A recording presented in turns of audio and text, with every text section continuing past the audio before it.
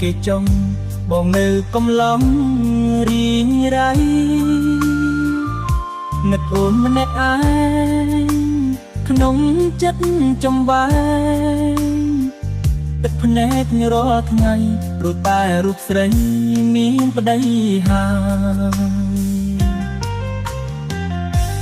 ពេលយប់បងកេងទាំងទឹកភ្នែកទ្រូងស្ទើរធ្លាយបាយ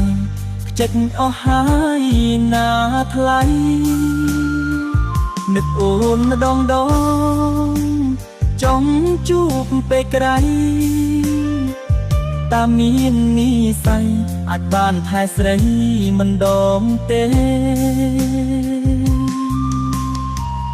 បងសូមជូនពរពីចម្ងាយបងលាទៅហើយឲ្យឆ្ងាយផុតចេញពីថ្លៃ